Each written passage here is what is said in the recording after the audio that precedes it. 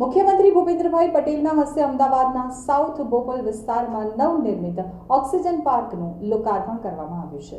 અમદાવાદના સાઉથ બોપલ ખાતે municipal corporation દ્વારા નવનિર્મિત ઓક્સિજન પાર્કનું મુખ્યમંત્રી શ્રી ભૂપેન્દ્રભાઈ પટેલના હસ્તે લોકાર્પણ કરાયા બાદ મુખ્યમંત્રી શ્રી નવનિર્મિત ઓક્સિજન પાર્કની મુલાકાત પણ લીધી હતી। તો આ પ્રસંગે મુખ્યમંત્રી શ્રીએ વૃક્ષારોપણ પણ કર્યું હતું। અમદાવાદ મ્યુનિસિપલ કોર્પોરેશન દ્વારા પીપીપી ધોરણે તૈયાર કરાયેલા આ ઓક્સિજન પાર્ક આશરે 1900 ચોરસ મીટર વિસ્તારમાં નિર્માણ પામ્યું છે, જેમાં બેઠક માટે આકર્ષક ગઝેબો, આકર્ષક વોકિંગ ટ્રેક બનાવાયા છે।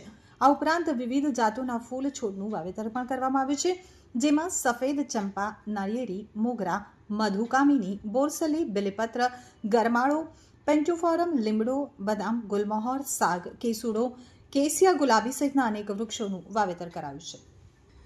અત્રે ઉલ્લેખનીય છે કે અમદાવાદ મ્યુનિસિપલ કોર્પોરેશન દ્વારા છેલ્લા 5 વર્ષમાં મિશન મિલિયન ટ્રીઝ અભિયાન અંતર્ગત કુલ 75 લાખ વૃક્ષોનું વૃક્ષારોપણ કરવામાં આવ્યું છે।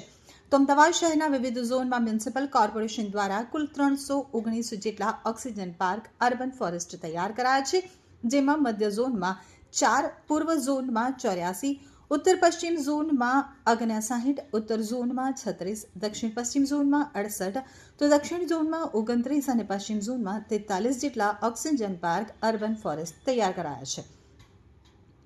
આ જ રીતે શહેરમાં આવેલા ગાર્ડન અને વર્ટિકલ ગાર્ડનની વાત કરીએ તો કુલ 303 જેટલા ગાર્ડનનો સમાવેશ થાય છે, જેમાં મધ્ય ઝોનમાં 20, પૂર્વ ઝોનમાં 28, ઉત્તર પશ્ચિમ ઝોનમાં 28, ઉત્તર ઝોનમાં 43, દક્ષિણ પશ્ચિમ ઝોનમાં 29, દક્ષિણ ઝોનમાં 31 ગાર્ડન મળી કુલ 303 ગાર્ડનનો સમાવેશ થાય છે, જે અંતર્ગત ચાલુ વર્ષે પણ શહેરની ગ્રીનરીમાં વધારો થાય અને શહેરીજનોની સુખાકારીમાં વધારો થાય તે માટે અમદાવાદ મ્યુનિસિપલ કોર્પોરેશન કટિબદ્ધ છે।